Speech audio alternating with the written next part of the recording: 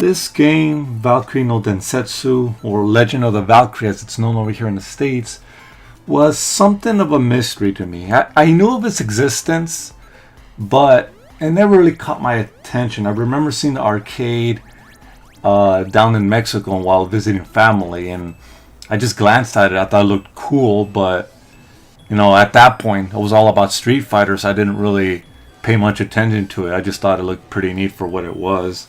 And this game didn't really come back into my radar until I saw an advertisement for like PlayStation Volume 5. The one with the O at the end.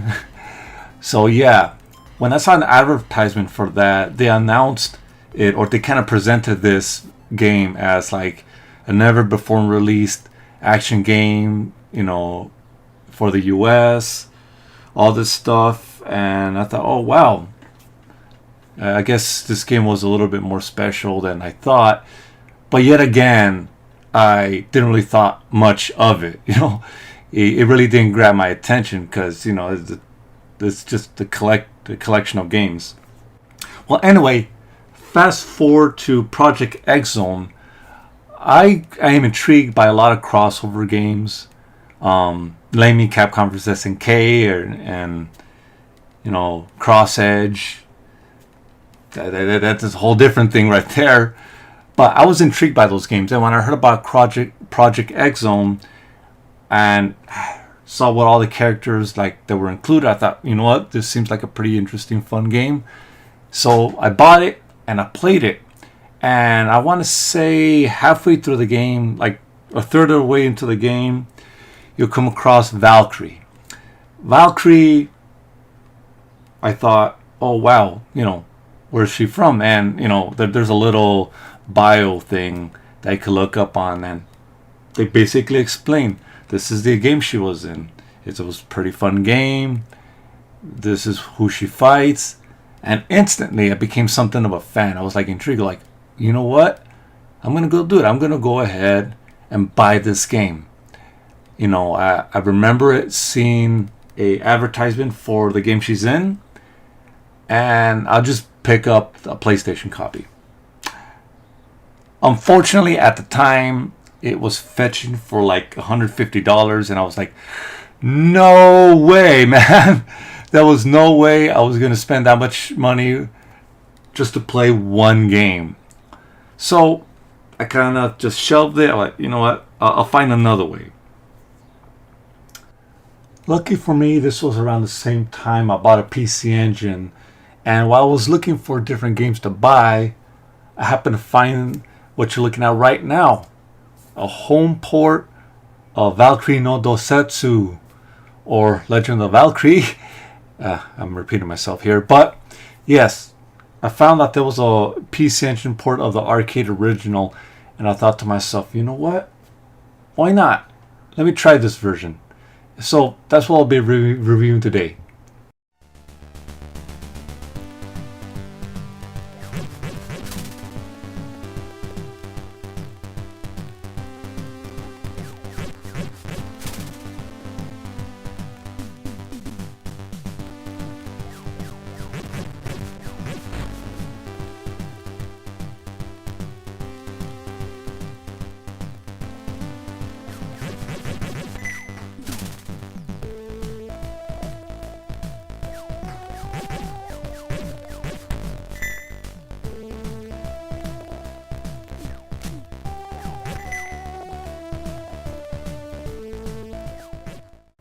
Now, Legend of the Valkyrie, as it's known here in the States, is a top-down action game where the goal is to make your way to the end of the stage, all while attacking a variety of enemies and overcoming obstacles.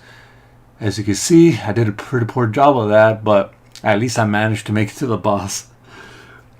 Nonetheless, this game requires skill, pattern memorization, the classic way we used to play games back in the day.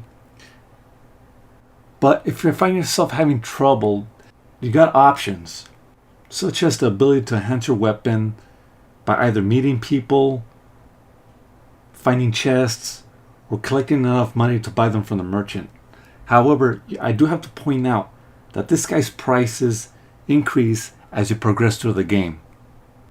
With that said, this game is easier than its arcade counterpart. There's more money available, there's additional paths you could take to get to that money, and well, there is no timer. I'm not sure if you noticed, but there was a timer in the arcade footage. But here, you could play this game at your own pace without having to worry about like dying in the middle of the game. So yeah, you have that. Oh, there's also health power-ups. So this is easier. However, that's not to say that it's not challenging. You do have to explore somewhat. You need to explore. You need to find magic, because the magic will help you, in your fights against bosses and whatnot. And I've actually missed out on a couple of magic spells here and there in my first playthrough. So just be aware of that every level tends to have a magic spell to find. And it just makes it easier overall. You got all sorts of different magic spells.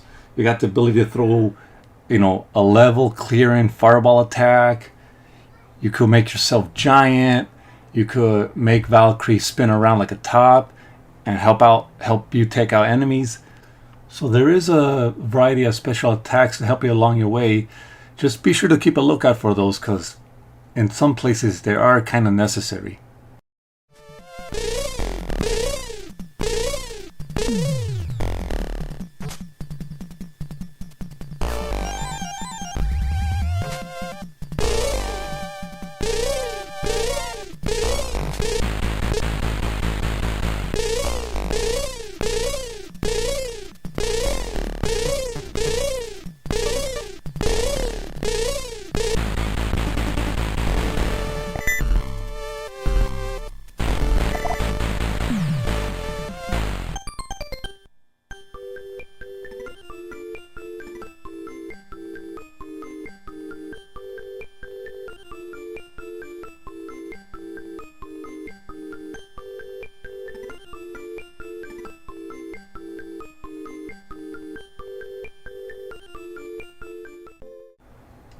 The overall pace of the game is pretty steady.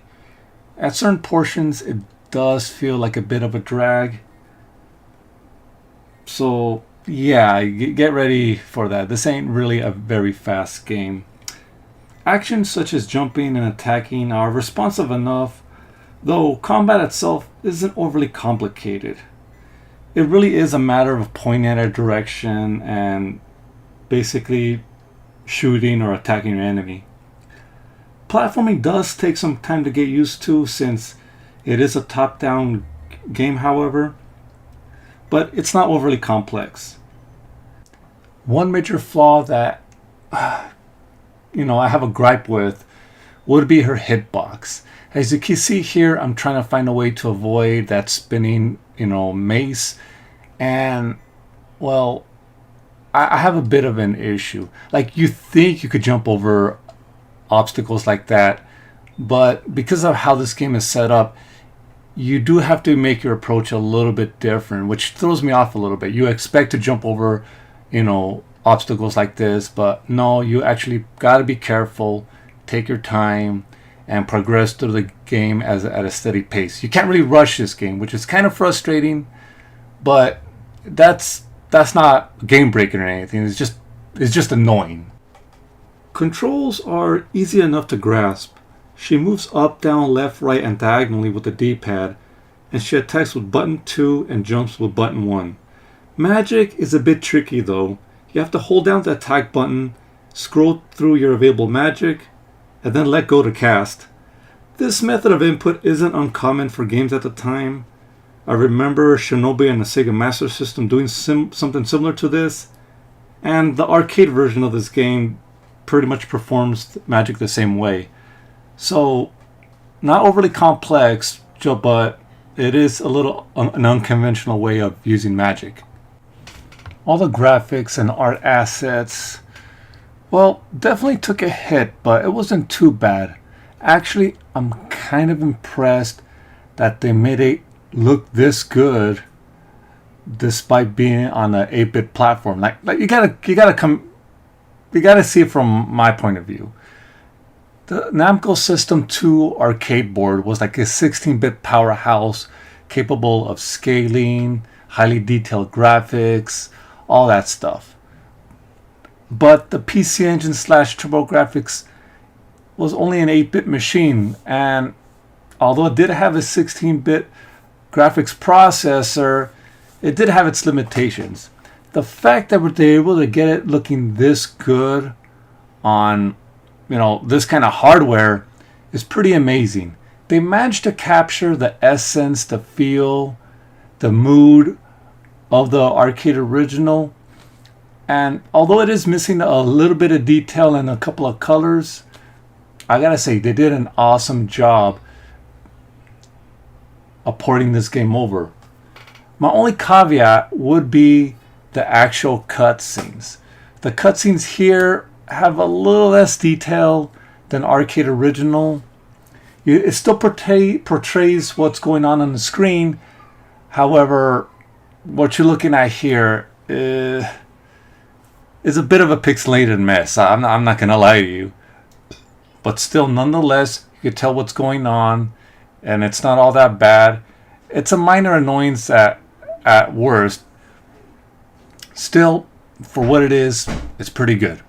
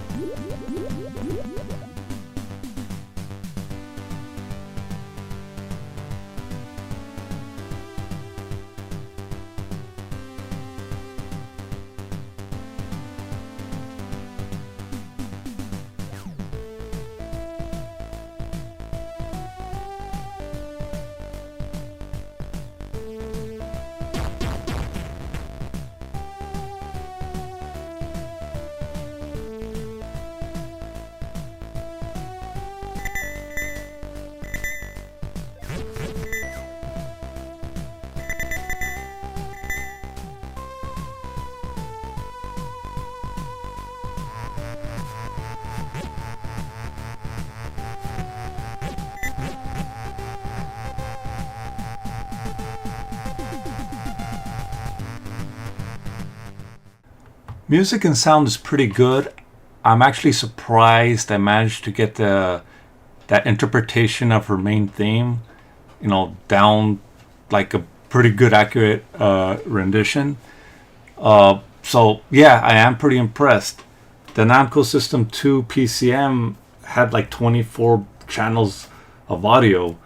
This only has 8. So the fact that got it sounding this good, I'm pretty impressed.